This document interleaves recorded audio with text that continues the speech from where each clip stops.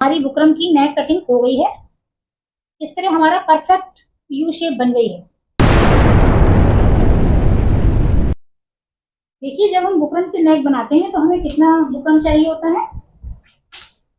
सबसे पहले हम ये 8 इंच लंबा और लगभग 10 से 11 इंच चौड़ा ये बुकरम पेस्टिंग लेंगे। इसको उस तरह फोल्ड करेंगे। फोल्ड साइड से हम जितनी हमने नेक की विड्थ ली है, देखिए हमने यहाँ 3 इंच पे निशान लगा लिया। ये निशान सीधा मैंने नीचे तक लगाया हुआ है।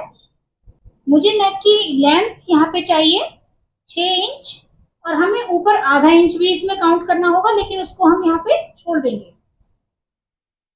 इसके बाद हमारी जो लेंथ होनी चाहिए वो 6 है, तो आधा इंच ये मिलाएंगे तो 6.5। हमें यहाँ 6.5 पे एक निशान लगाना है। ठीक है, इस तरह हमने फिर से एक बार 6.5 पे निशान लगाया, तो यहाँ पे लाइन खींचनी है।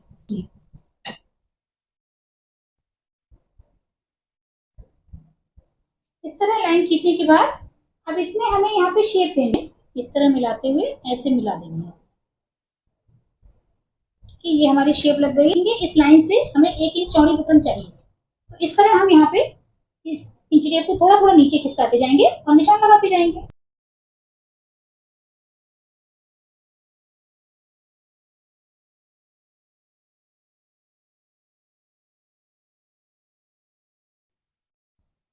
अब इस नेक की फिनिशिंग बनी रहे, स्लिप ना करे कटिंग के टाइम, इसलिए इसमें यहाँ पे हम पिन लगा देते हैं।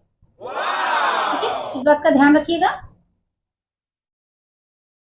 हम अपने सभी स्टूडेंट को पिन लगाना कंपल्सरी करते हैं। इसके बाद कटिंग करेंगे। बिल्कुल लाइन के ऊपर कटिंग करनी है और कैंची को धीरे धीरे गोलाई के अकॉर्डिंग घुमाते जाना है। देखिए, ये अंदर वाला फैब्रिक भी अभी हमारे काम का है, इसे हमें हटाना नहीं है। अब इसके बाद में लाइन के दूसरी तरफ की कटिंग करेंगे।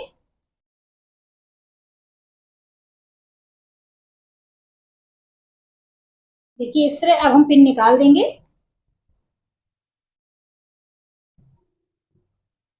और ये देखिए, हमारी बुकरम की नेक कटिंग हो गई है। इस तरह हमारा परफेक्ट यू शेप बन गई है। तो अगर आपको बुकरम नेक कटने में प्रॉब्लम होती है तो ये बहुत ही आसान तरीका है।